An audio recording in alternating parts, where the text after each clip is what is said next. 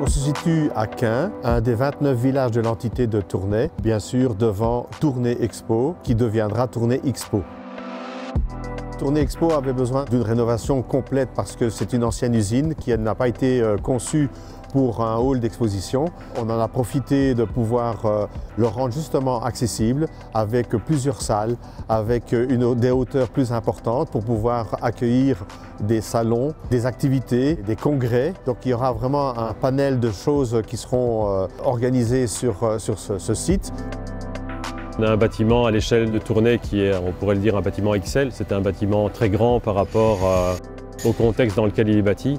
On parle de 10 000 m² au sol, mais des volumes qui aussi sont assez importants. Donc on parle des hauteurs minimum de 5 à 6 mètres pour les endroits les moins hauts. On a essayé de donner un point qui était un petit peu la salle polyvalente, l'espace polyvalent. On a voulu et proposer une certaine générosité au projet en la donnant une surface libre de toute structure où on culmine à 13 mètres d'altitude pour donner à la pleine mesure un espace qui peut devenir beaucoup de choses à la fois. Par rapport au bâtiment, au hall expo Tournai duquel on vient, qui est d'une autre époque, qui a bien servi, aujourd'hui on a quand même modernisé le bâtiment et on l'a rendu en accord avec l'époque. Donc on a évidemment mis aux normes tout ce qui est sécurité incendie, tout ce qui est sécurité du bâtiment.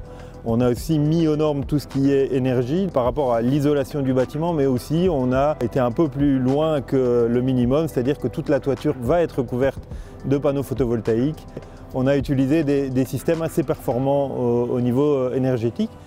Et tout ça, ainsi que d'autres éléments de séparation des différents volumes, c'est-à-dire des rideaux, tout ça est commandé par un système DALI, qui n'est pas tout à fait une domotique, mais qui est quand même un système intelligent qui va permettre de zoner les parties du hall qui vont être éclairées, chauffées, utilisées en fonction de l'usage.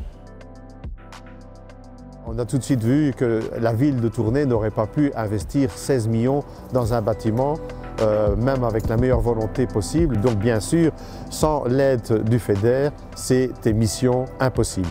On ne pourra jamais assez remercier les fonds FEDER pour cette réalisation.